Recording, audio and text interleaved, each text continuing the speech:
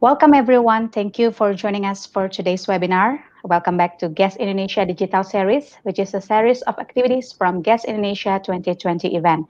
My name is Farah Karima as your MC, and present with me today as a speaker, Miss Diana Bachtiar, School Principal of Little Ants Preschool. Miss Diana Bachtiar is a passionate educator and enthusiastic learner who's been in education field for almost 20 years. She holds a master degree in educational management from Pelita Harapan University.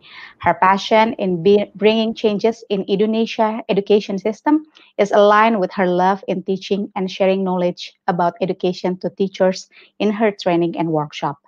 Today, Ms. Diana Bachtiar will be presenting mindfulness in early years. Mindfulness has helped children and adults in understanding themselves and be better. Mindfulness is definitely beneficial for young children, the early years children. It helps children calm. Basically, it's like them having a pause button to be pressed for a minute, and then things feel more under control for them whenever they are under stress. Children are smart cookies, and they quickly catch on to things that are implemented and taught to them by modeling. And through this session, she will share how the ideas of teaching mindfulness in your class will be benefit the children. She will share the ideas, methods, and materials that can be used to teach mindfulness to children. This can also be applied for teaching bigger children and or adults. By having this in your class and your life, you and your student will be able to control themselves, own self, to understand the things around them and to have the feeling of grateful and happy. And now, without further ado, I will turn the time over to Miss Diana Bahtiar.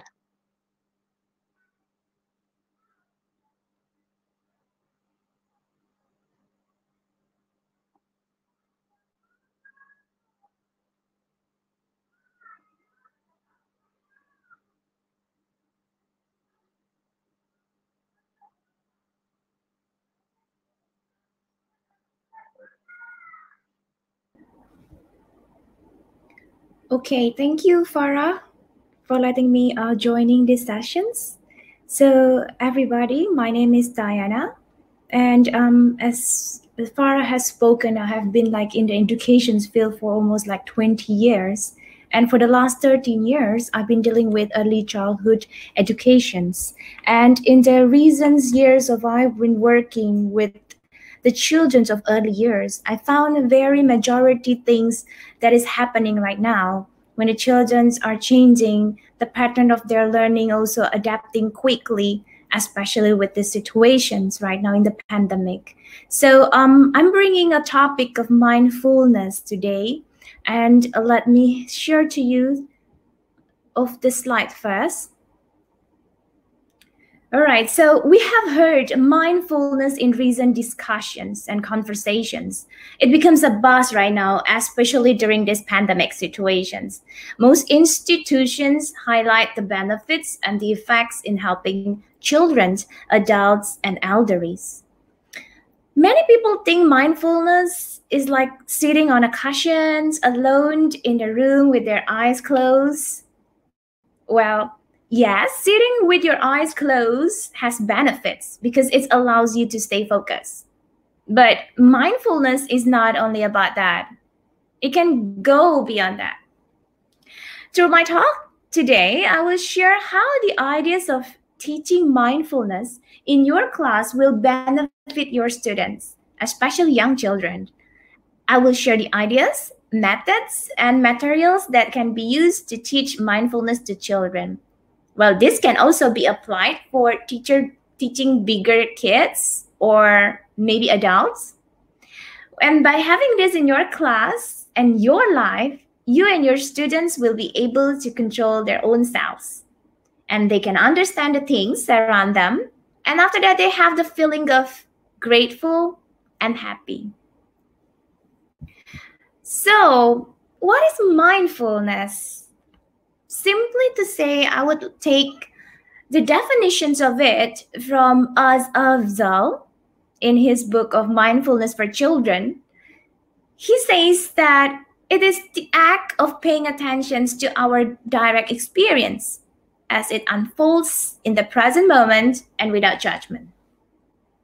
So mindfulness is the ability to know what's happening in your happened at any given moment without you being carried away by it. Mindfulness can be applied in everything we do, whether you're eating, reading, sitting, walking, or right now, you're listening to me talking on the screen, or any other activities. It is being aware of the present situations and to be engaged to the activities at the moment.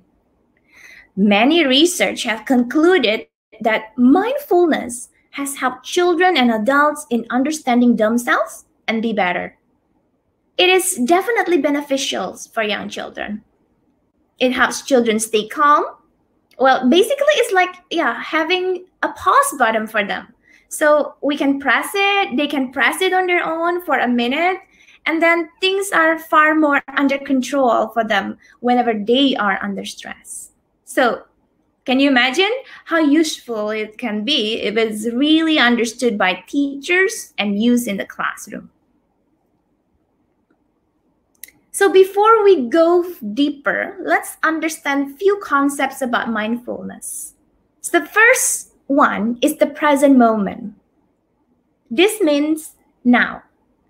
It is what is happening now, not 5 minutes ago, tomorrow, or next year.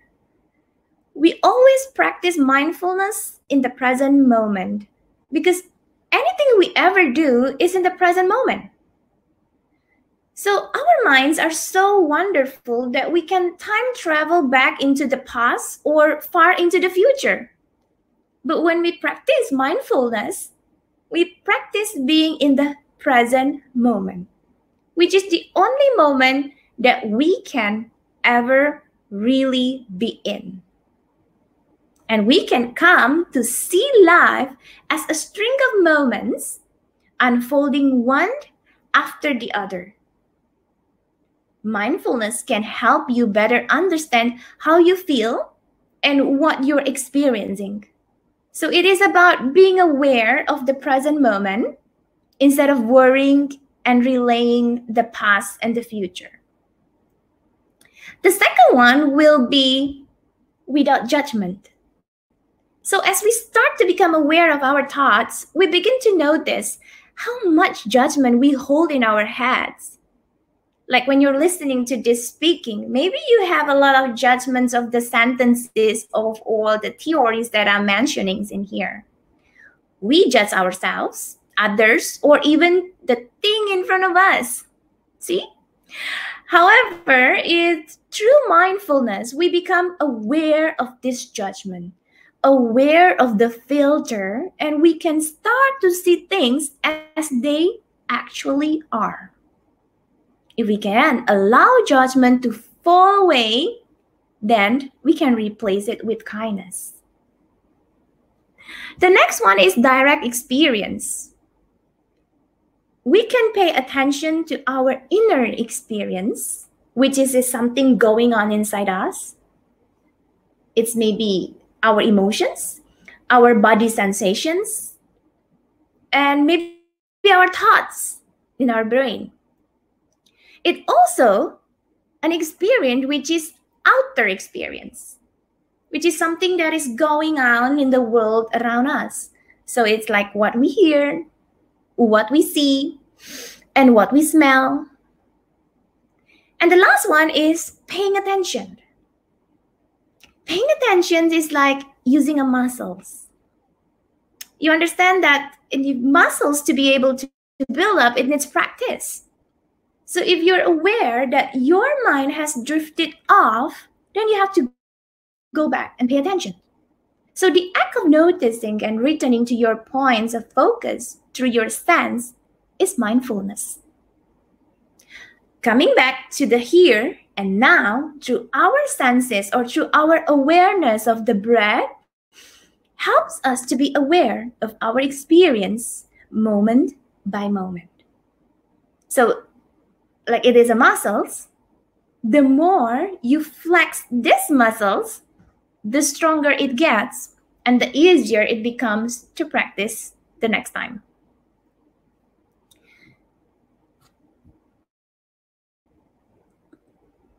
So why is this important in early years?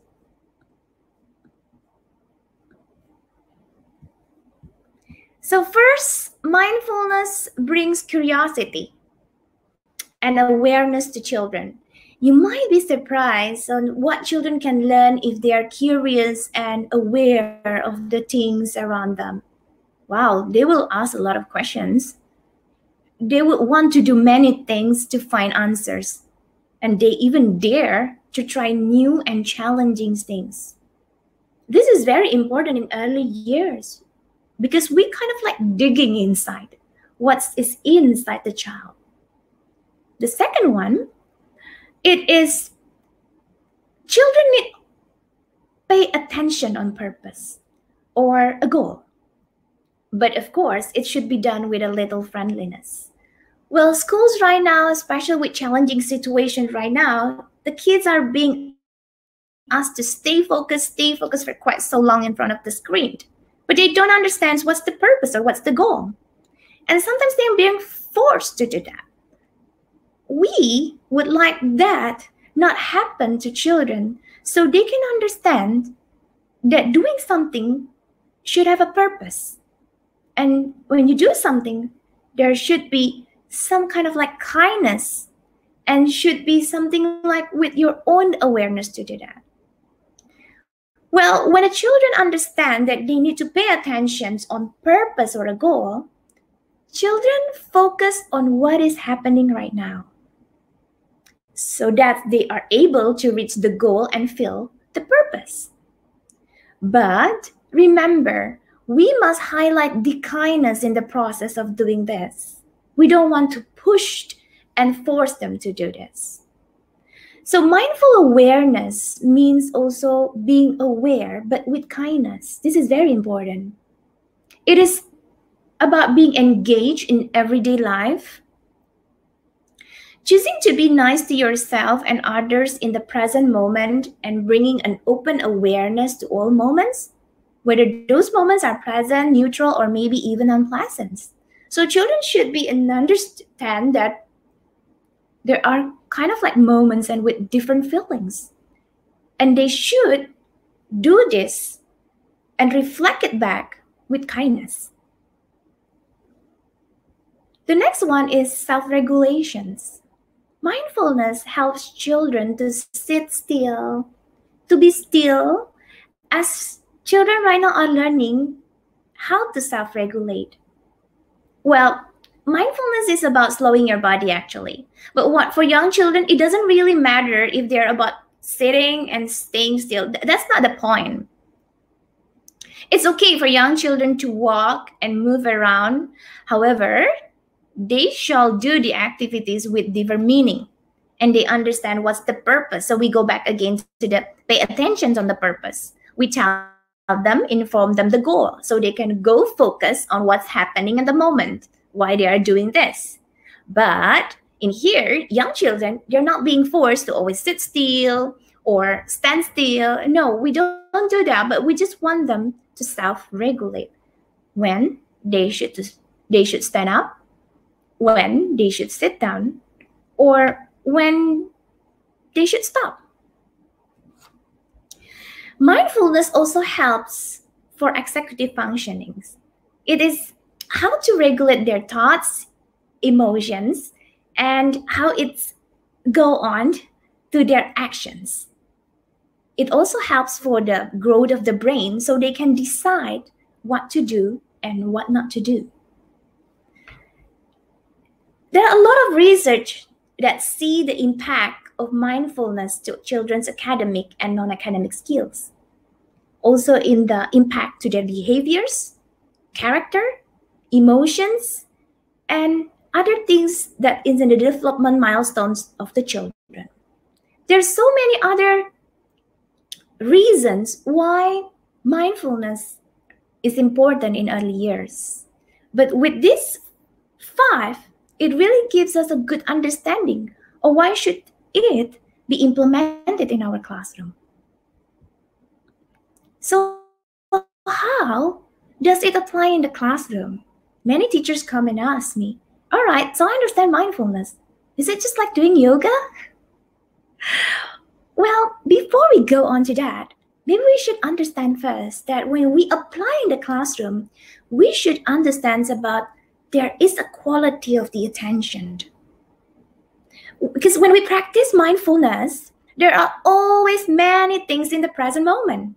Like right now, when you're listening to me, there are a lot of things like in your present moment that you're thinking something else, or maybe you're thinking about shopping list, or maybe you're thinking about what movie to watch, what dinner to cook, or what should I do this?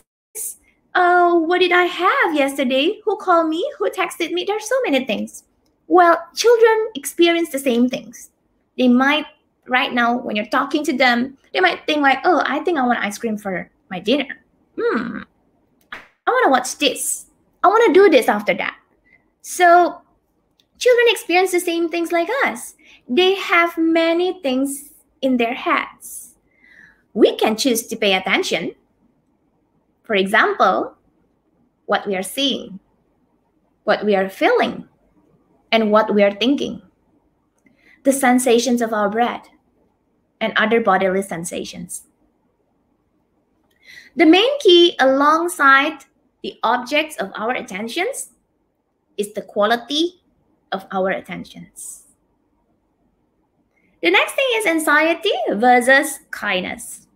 Well, the children faced with incredible stress and competition nowadays. I believe you agree with me.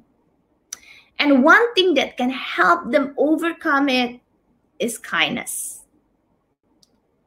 The ability to be kind to themselves and others will help any children navigate the challenges of life, and the cultivations of the kindness itself, it can rest at the heart of the mindfulness. We need to teach children about kindness, to be mindful of other people's feelings, to let them go of the fear, to be able to say sorry, to be able to help others, and accepting other differences. And it can be done only by showing and giving them kindness. And the last one is planting the seed. I really need to highlight this because mindfulness is not just like you push to the children and they follow you, not like that. So practicing mindfulness should be without expectations. We have to understand that some children will take to it while the others maybe won't. The timing is not always right, and when it doesn't work out, it doesn't mean that it is a failure. Remember that our roles as teachers, educators, or parents is to plant the seed to children so they have the understanding and love and awareness to mindfulness. And this is very important because they see and they learn through modeling. So I would like to share some of the ideas that you can do inside the classroom. I believe it's not only good for young children, but also good for bigger kids, teenagers, adults, or even elderlies. So one of the example is very simple, is to let the children be aware and notice of their own breath. We're so busy until sometimes we don't even have time to take a deep breath and feel the air comes into our lungs and stomach and then goes out again. So you can ask the children to turn the attention to their breath and notice the sensations they feel as they breathe in and breathe out. So what you can do is you can ask a child to sit straight and touch their stomach. Let them feel their back straightening and ask them to close their eyes or just lower the gaze. Next, you ask the child to put one hand on the belly so they can get in touch with the sensations of the body breathing.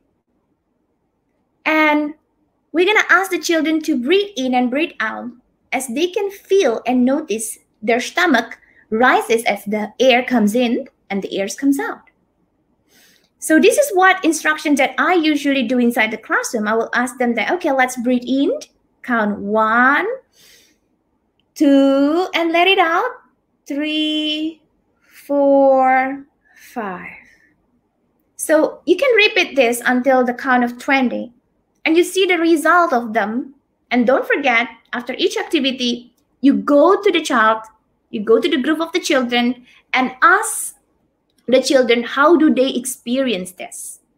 What do they feel? And in here, remember that there's no judgments. So whatever they tell you, you acknowledge that it was good.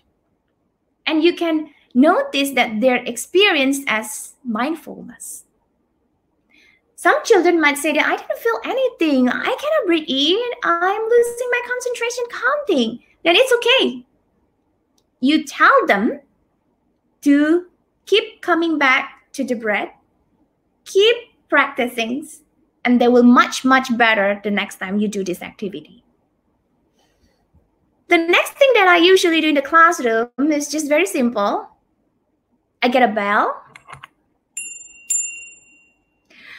So I ask them to listen to the sound of the bell for as long as they can.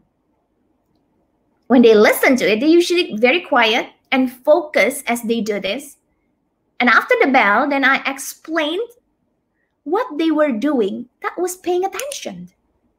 You notice with care where you are listening to the sound of bell until it finished. And that is being mindful.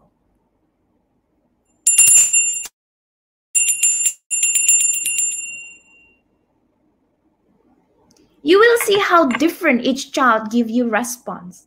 Some children will be able to listen if they're quiet so long, while the other may be so short. But it's okay. Remember, no judgment. We just want to let go that anxiety. We want to let them be kind and appreciate others. And the most important thing, remember, is the quality of the attention. It's not about the quantity. Oh, that child stay for long. That means he's so focused. Not about that. But how can he be focused with quality, with the right things in their head? So you can do this in your classroom and let them hear the bell and get back to you after the practice. The next thing that I really love to do is read a book in the classroom. Of course, a book that teaches about mindfulness, kindness, love, and many other books that you can share in the classroom, and you can relate to the self of being mindful, aware, and kindness. So I do love the books of Happy, a children's book about mindfulness. It's by Nicola Edwards and Katie Hickey. So I've got a copy in here with me. So it's totally a great book that you can read this with your children. You don't have to finish this book on one go. You can do it maybe 1 page per day.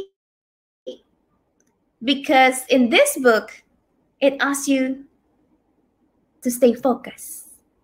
Like in here, the children are being asked to pay attention by listening. So you can ask the children to go outside.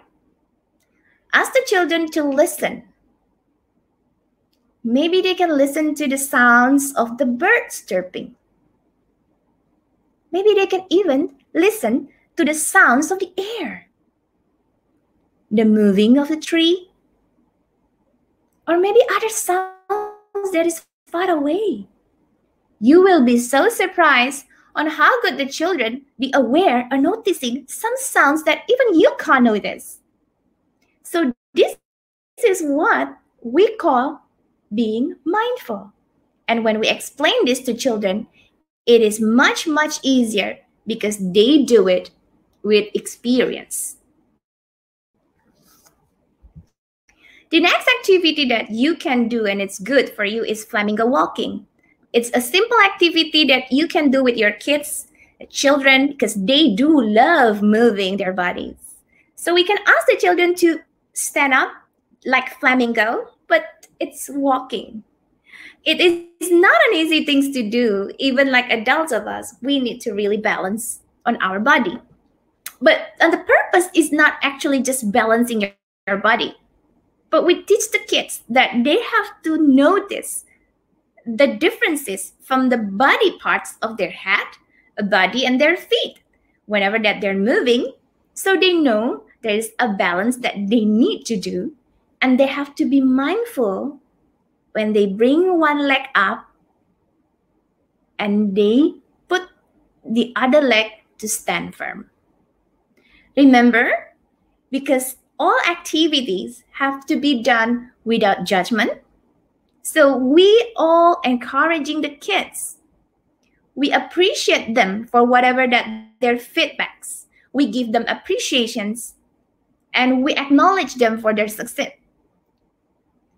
We also encourage them to repeat and do the activities again and be happy when trying out. It is also good when the teachers can ask a lot of questions that can spark curiosity to the children. You can ask, do you know where is Flamingo? Why does Flamingo always stand up with one leg? How does it feel? Is it easy to do so?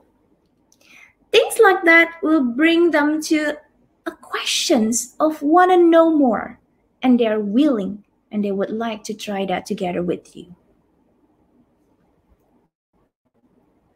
There are a lot of other activities that you can do to practice mindfulness. It doesn't have to be with so many fancy and a lot of tools. It can be done with a very simple materials. I prepare in here of origami paper. So if you are teaching small kids and you want to let them to stay focused for quite long, or after they're being so tight and busy and you just want to let them have a long deep breath, maybe you can ask them to take one origami paper and ask them that we're going to make a triangle. Look at our triangle. Oh, we're going to breathe together with a triangle. Whenever that we are moving, that means we're going to breathe in. But then in here, with the long one, you have to breathe out. Let's do it together. Hold your breath and let it out. Doing this activity is very simple. It doesn't have to take for so long, but it gives a very big impact on the children's brain.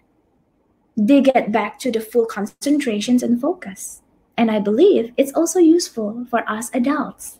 If you find that it's too short, you can get another one or a bigger paper and ask them to take a deep breath and hold it 3 seconds. And you can ask them to let it out on this side. Breathe in, hold, and breathe out. It doesn't have to go with so many tools. It can be done with anything, like they're touching their body parts, moving their body parts, but they feel like there are birds and flying. So ask them, what do you feel? When you are doing this, it's like you're flying. Where are you now? You will be surprised on how engaging this can be for kids and how beneficial this for the brains and the concentrations of the children. So teachers, what can you do? Well, mindfulness doesn't happen just because you tell them, okay, breathe in, breathe out, do this, do that. No. Well, teachers take a big impact over here. Of course, teachers, you have to practice mindfulness yourself. You have to believe about this concept. You need to practice paying attention. With the conditions right now, when everything seems to be moving so fast, when we're being asked to complete the teaching as soon as fast, creating lesson plan as soon as fast, we teachers also need to practice this mindfulness. We need to practice paying attention in more details on the children's achievement, on the children's characters, emotions, and even their skills. Focus what is happening right now. What is on your screen of your children? How are they doing? Their feelings? How's their ability? That's being mindful. Very simple to understand about you, the children and yourself, and so you can get connected. The next thing is, let's children stay focused with activities without being interrupted. So many teachers are being so much into like, all right, so mindfulness should go with this activity and it should be done perfectly. Not all the time is doing that. Well, children can stay focused for quite long in whatever that they like to do and they're curious and really love to do. So if they're stay focused with the activities that they love, please let them be and don't interrupt. Thus, they're doing their mindful activities. But if you want to practice mindfulness to the whole class, then you can do those kinds of like activities that I suggest or other resources are giving. But it's okay to let children stay focused by themselves with something that they're interested, and they use all the senses when they are doing the activities. Next, teachers, you can read books and do activities to children to inspire mindfulness. It doesn't have to be a limited activities of like just yoga or breathing. It can be like playing or dancing, maybe eating as well. We can ask children to eat a certain food and ask them to be a scientist and think about the ingredients and taste and feel it and be aware of it. That is also practice mindfulness. And the last one, I should say this to make everybody feel motivated. Please just have fun with the kids. Sometimes we raise our bars. We think that this mindfulness is an urgent thing to do and it is a must thing to do. And we forget to let the kids have fun. It's not about that. Children need to have fun. And we should ask children and support them to have fun.